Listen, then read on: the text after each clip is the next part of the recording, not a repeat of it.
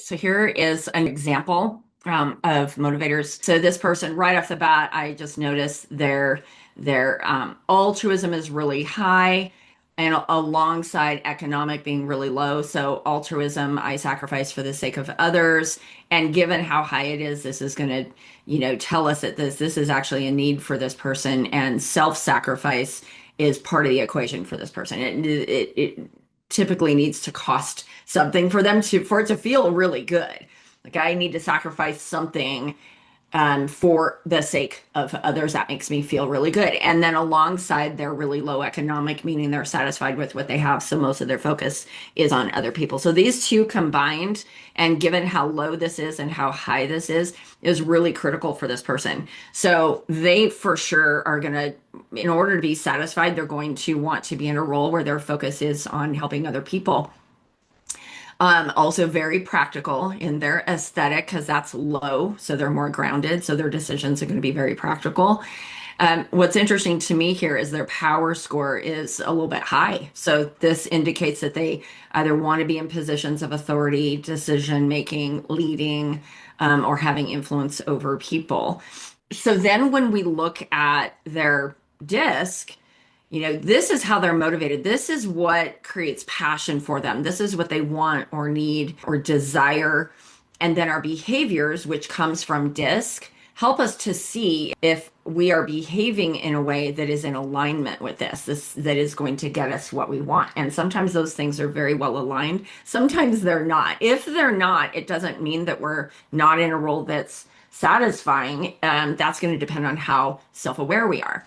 So this person, this is their DISC, which is super interesting because their people styles, I and S, are quite low, and they're very driven, right? Very assertive, very direct. They're very tasky. They're very, high D with a situational C, barely above the line. And then in their work environment, you can see they're putting a lot of energy into focusing a little bit more on people. But even with that, it's still, this is very situational. That's as high as it gets for this person. And their C style conscientious is increasing quite a bit. So still very, very tasky.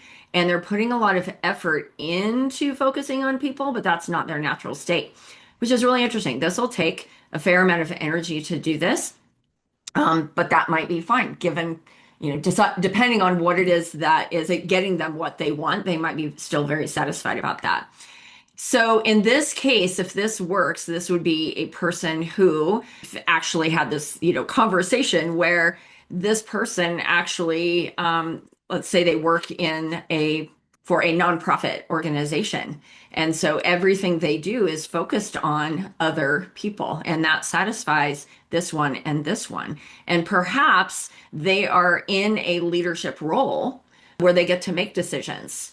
That's going to satisfy them alongside their passion for helping others. Their behavior will show up as being very, very tasky. They're putting some effort into other people, but maybe, let's say if they're in that nonprofit organization and they are at least some of the time in a role where they're making decisions, like maybe they're leading a project, but maybe they don't lead every project. This isn't a super high score, but it's enough that they're going to be comfortable in leadership roles. So maybe certain projects are ones that they really want to take because they're passionate about it. And then they're satisfying all of those things at the same time. They're helping other people. They're the decision maker within that particular project. Their individualistic is very situational. So sometimes they're going to want to stand out. Sometimes they're going to want to be behind the scenes. It's going to depend on the situation, but they definitely want to be a part of the group. That's what individualistic shows us. When we put this alongside it, what it tells me is that they're, for whatever reason, putting effort into focusing on people, but their real behavioral profile says that their focus is going to, or their tendency is going to be really tasky, getting the thing done, driving that project, working with people, and directing that particular project. So if this works for this person, maybe they only choose projects that they feel really passionate about in order to lead it. And then in other projects, maybe they're just a support person. And maybe where they're putting the effort into people is more about when that project comes to fruition, when they're interacting with people, but maybe they have other volunteers around them who can do more of that interaction so it's not so draining for them while they're just making sure that all the details are handled behind the scenes. That's where this profile could work, where at first glance you look at it and you think, boy, usually super high altruistic people are also very high S's. And not only is this person a low S, they're a high D. So how might this work for this person? And a key question to always ask is, how does this work for you? Does this work for you? Do you find yourself in conflict ever?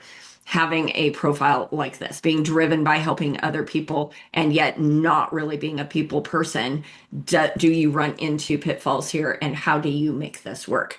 So this person actually made it work quite well. And the key is self-awareness. The more aware we are about what we are passionate about, and the more self-aware we are about our behavioral tendencies, the more we can align the two for greater satisfaction. And typically we're going to choose the roles that align with that. We always have parts of our job that isn't necessarily our favorite. I don't know very many people who are passionate about every single thing that they do every single day. But as long as we are in a role that satisfies most of our passions, we can deal with those other things because we're happy, we're satisfied. I hope that helps.